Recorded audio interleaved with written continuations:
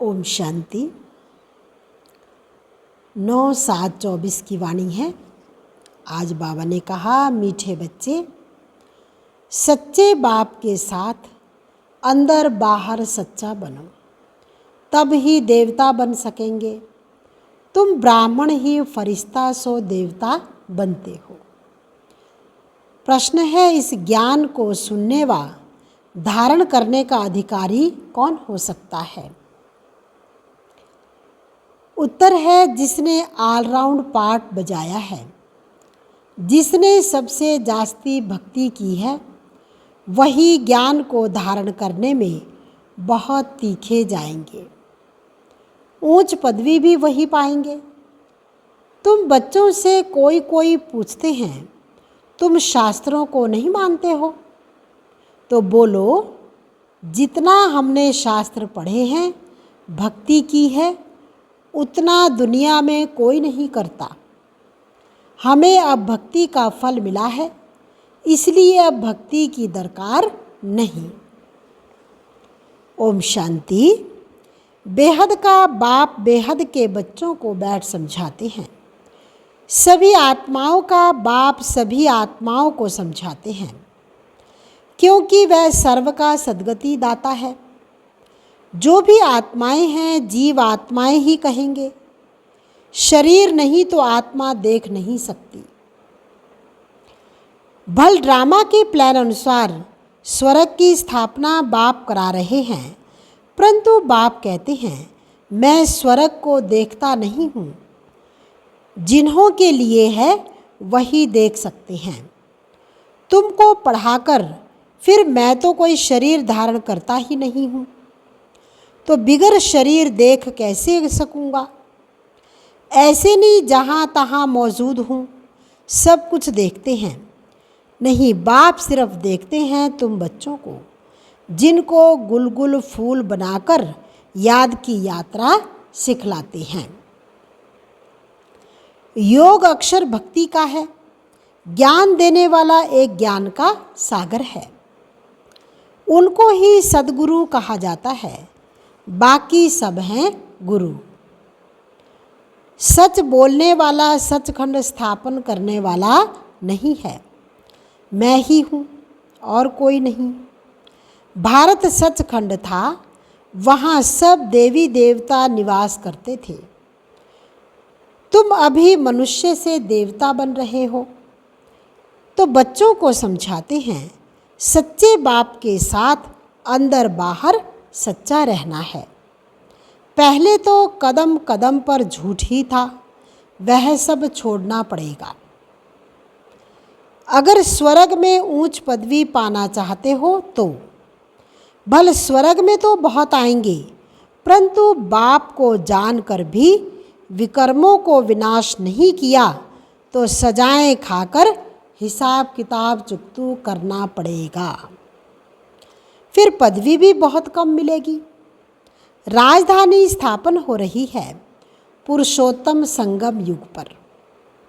राजधानी ना तो सतयुग में स्थापन हो सकती, ना कलयुग में, क्योंकि बाप सतयुग या कलयुग में नहीं आते हैं। इस युग को कहा जाता है पुरुषोत्तम कल्याणकारी युग। इसमें ही बाप आकर सबका कल्याण करते हैं।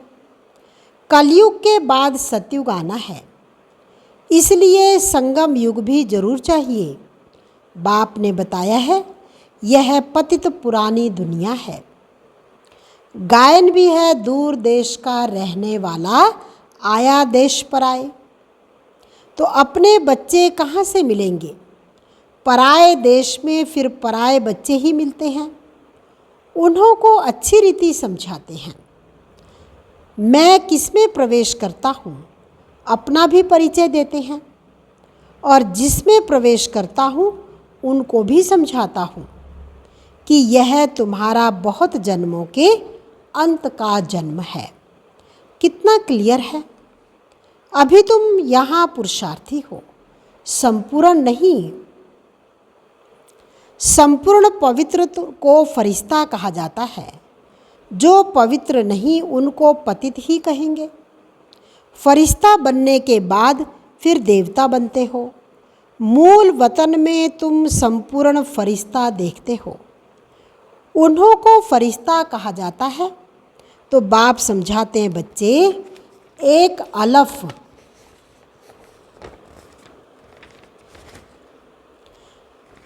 अलफ को ही याद करना है। अलफ माना बाबा, उनको अल्लाह भी कहते हैं। बच्चे समझ गए हैं। बाप से स्वर्ग का वर्षा मिलता है। स्वर्ग कैसे रचते हैं? याद की यात्रा और ज्ञान से। भक्ति में ज्ञान होता नहीं। ज्ञान सिर्फ एक बाप ही देते हैं ब्राह्मणों को। ब्राह्मण चोटी है ना। अभी तुम ब्राह्मण हो, फिर बाजोली खेलेंगे। ब्राह्मण देवता क्षत्रिय, इसको कहा जाता है विराट रूप। विराट रूप कोई ब्रह्मा विष्णु शंकर का नहीं कहेंगे। उसमें चोटी ब्राह्मण तो है नहीं। बाप ब्रह्मा तन में आते हैं, यह तो कोई जानता नहीं। ब्राह्मण कुल ही सर्वोत्तम कुल है। जबकि बाप आकर पढ़ाते हैं। बाप शूद्रों को तो पढ़ाएंगे ना। बाप शूद्रों को नहीं पढ़ाएंगे। ब्राह्मण कुल ही सर्वोत्तम कुल है। जबकि बाप आकर पढ़ाते हैं। बाप शूद्रों को तो नहीं पढ़ाएंगे, ब्राह्मणों को ही पढ़ाते हैं। पढ़ाने में भी टाइम लगता है। राजधानी स्थापन होनी है। तुम ऊंचे ते ऊंच पुरुषोत्तम बनो। नई दुनिया कौन रचेगा? बाप ही रचेगा। ये भूलो मत। माया तुमको भुलाती है। उनका तो धंधा ही ये है। ज्ञान में इतना इंटरफेयर नहीं करती है, याद में ही करती है। आत्मा में बहुत किचड़ा भरा हुआ है। वह बाप की याद बिगर साफ हो ना सके। योग अक्षर से बच्चे बहुत मूंझते हैं। कहते हैं, बाबा हमारा योग नहीं लगता। वास्तव में योग अक्षर उन हठ योगियों का है। सन्यासी कहते हैं ब्रह्म से योग लगाना है। अब ब्रह्म तत्व तो बहुत बड़ा लंबा चौड़ा है। जैसे आकाश में स्टार्स देखने में आते हैं, वैसे वहाँ भी छोटे छोटे स्टार मिसल आत्माएं हैं। वह है आसमान से पार, सूर्य चांद की रोशनी नहीं। तो देखो कितने छोटे छोटे रॉकेट तुम हो। तब बाबा कहते हैं, पहले पहले आत्मा का ज्ञान देना चाहिए। वह तो एक भगवान ही दे सकते हैं। ऐसे नहीं सिर्फ भगवान को नहीं जानते, परंतु आत्मा को भी नहीं जानते। इतनी छोटी सी आत्मा में 84 जन्म का पार्ट है, 84 का अविनाशी पार्ट भरा है। इनको ही कुदरत कहा जाता है और कुछ भी नहीं कह सकते। आत्मा 84 का चक्र लगाती ही रहती है। हर 5000 वर्ष बाद ये चक्र फिरता ही रहता है। ये ड्रामा में नूंद है। दुनिया अविनाशी है, कभी विनाश को नहीं पाती।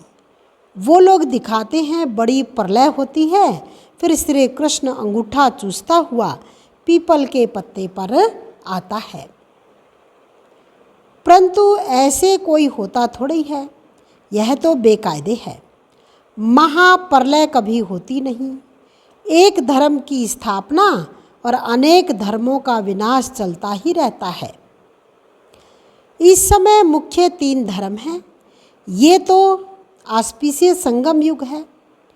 पुरानी दुनिया नई दुनिया में रात दिन का फर्क है। कल नई दुनिया थी, आज पुरानी है। कल की दुनिया में क्या था, यह तुम समझ सकते हो। जो जिस धर्म का है उस धर्म की ही स्थापना करते हैं। वो तो सिर्फ एक आते हैं, बहुत नहीं होते। फिर धीरे धीरे वृद्धि होती है। बाप कहते हैं, तुम बच्चों को कोई तकलीफ नहीं देता हो। बच्चों को तकलीफ कैसे देंगे? मोस्ट बिलव्ड बाप है ना। कहते हैं मैं तुम्हारा सद्गति दाता, दुख हरता सुख करता हूँ। याद भी मुझे एक को करते हैं। भक्ति मार्ग में क्या कर दिया है? कितनी ग्लानि मुझे देते हैं, गालियाँ देते हैं। कहते हैं गॉड इज़ वन, सृष्टि का चक्र भी एक ही है। ऐसे नहीं आकाश में कोई दुनिया है, आकाश में स्टार्स हैं। मनुष्य तो समझते हैं एक एक स्टार में सृष्टि है, नीचे भी दुनिया है। ये सब है भक्ति मार्ग की बातें। ऊंचते ऊंच भगवान एक है। कहते भी हैं सारी सृष्टि की आत्माएं तुम्हारे में पिरोई हुई हैं। ये जैसे माला है, इनको बेहद की रुद्र माला भी कह सकते हैं। सूत्र में बांधी हुई हैं, गाते हैं परंतु समझते कुछ नहीं। बाप आकर समझाते हैं बच्चे मैं तुमको जरा भी तकलीफ नहीं देता हूँ। यह भी बताया है जिन्होंने पहले पहले भक्ति की है वही ज्ञान में तीखे जाएंगे। भक्ति जास्ती की है तो फल भी उनको जास्ती मिलता है। कहते हैं भक्ति का फल भगवान देते हैं। वह है ज्ञान का सागर, तो जरूर ज्ञान से ही फल देंगे। भक्ति के फल का किसको भी पता नहीं है।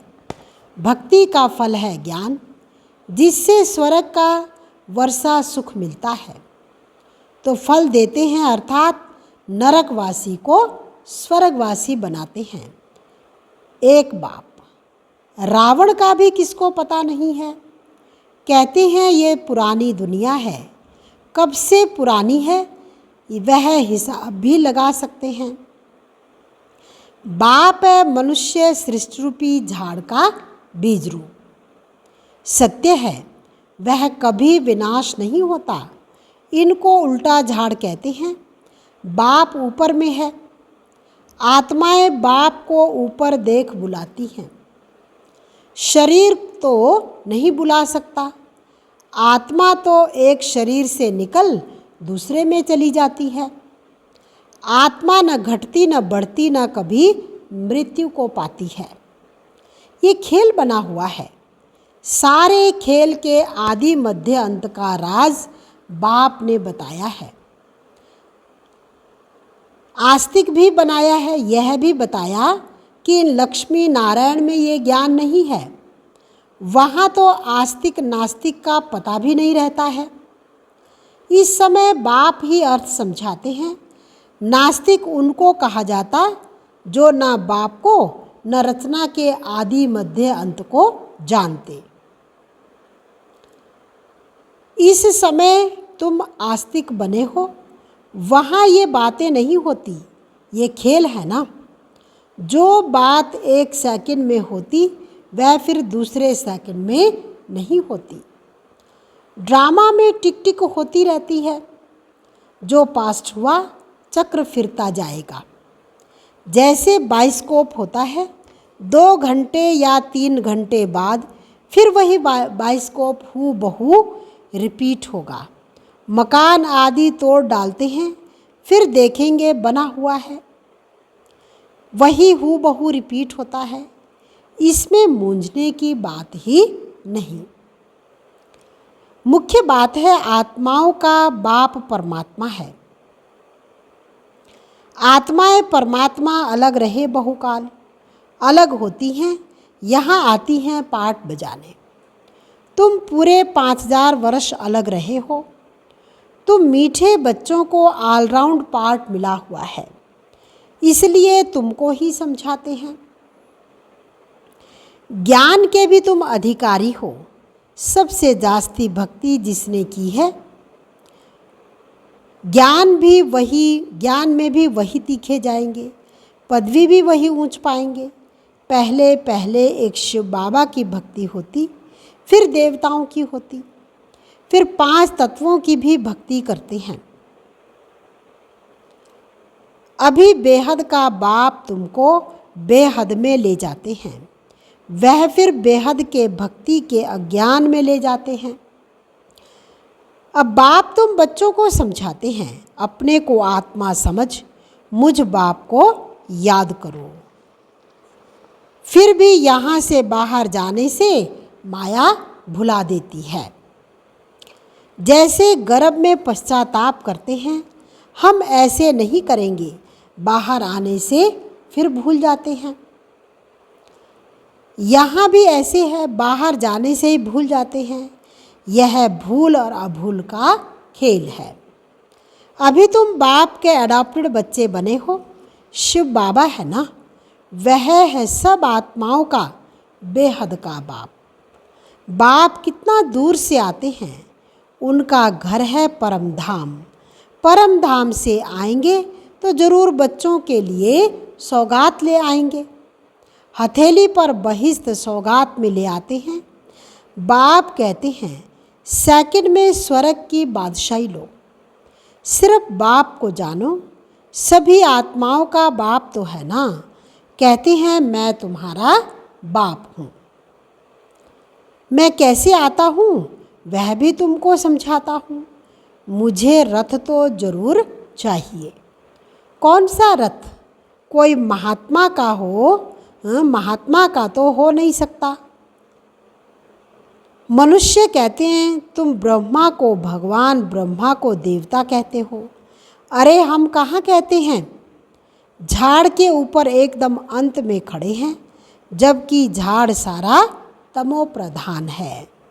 ब्रह्मा भी वहाँ खड़ा है, तो बहुत जन्मों के अंत का जन्म हुआ ना।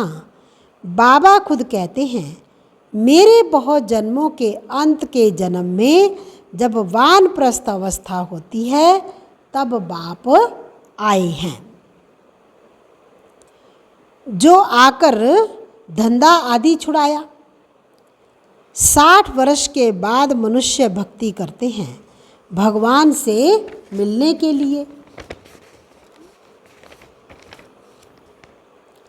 बाप कहते तुम सब मनुष्य मत पर थे, अभी बाबा तुम्हें श्रीमत दे रहे हैं। शास्त्र लिखने वाले भी मनुष्य हैं, देवताएं तो लिखते नहीं, ना पढ़ते हैं। सतयुग में शास्त्र होते नहीं, भक्ति ही नहीं, शास्त्र में सब कर्मकांड लिखा हुआ है। यहाँ वह बात नहीं। तुम देखते हो बाबा ज्ञान देते हैं। भक्ति मार्ग में तो हमने शास्त्र बहुत पढ़े हैं। कोई पूछे तुम वेदों शास्त्रों आदि को नहीं मानते हो? बोलो जो भी मनुष्य मात्र हैं उनसे ज़्यादा हम मानते हैं। शुरू से लेकर अव्यय विचारी भक्ति हमने शुरू की है। अभी हमको ज्ञान मिला है। ज्ञान से सद्गति होती है, फिर हम भक्ति क्या करेंगे? बाप कहते हैं बच्चे hear no evil, see no evil. तो बाप कितना सिंपल रीति समझाते हैं। मीठे मीठे बच्चे अपने को आत्मा निश्चय करो। मैं आत्मा हूँ, वह कह देते अल्लाह हूँ। तुमको शिक्षा मिलती है मैं आत्मा हूँ, बाप का बच्चा हूँ। यही माया घड़ी घड़ी भुला देती है। देह अभिमानी होने से फिर उल्टा काम हो जाता है। अब बाप कहते बच्चे बाप को भूलो मत, टाइम वेस्ट मत करो। अच्छा, मीठे मीठे सिकिलधे बच्चों प्रति माता पिता बाप दादा का याद प्यार और गुड मॉर्निंग। रूहानी बाप की रूहानी बच्चों को नमस्ते। रूहानी बच्चों की रूहानी बाप दादा को दिलवा जान सिकवा प्रेम से नमस्ते। ओम शांति। धारणा के लिए मुख्य सार है, रचयिता और रचना के राज को यथार्थ समझ आस्तिक बनना है। ड्रामा के ज्ञान में मूंझना नहीं है। अपनी बुद्धि को हद से निकाल बेहद में ले जाना है। दूसरा है सूक्ष्म वतनवासी फरिश्ता बनने के लिए संपूर्ण पवित्र बनना है। आत्मा में जो किचड़ा है उसे याद के बल से निकाल साफ करना है। वरदान: ईश्वरीय रस का अनुभव कर एक रस स्थिति में स्थित रहने वाली श्रेष्ठ आत्मा भव। जो बच्चे ईश्वरीय रस का अनुभव कर लेते हैं उनको दुनिया के सब रस फीके लगते हैं।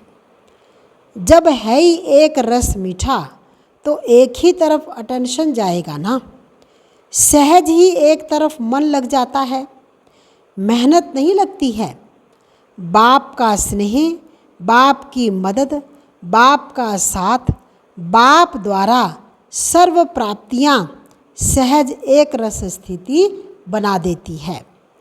ऐसी एक रस स्थिति में स्थित रहने वाली आत्माएं ही श्रेष्ठ हैं।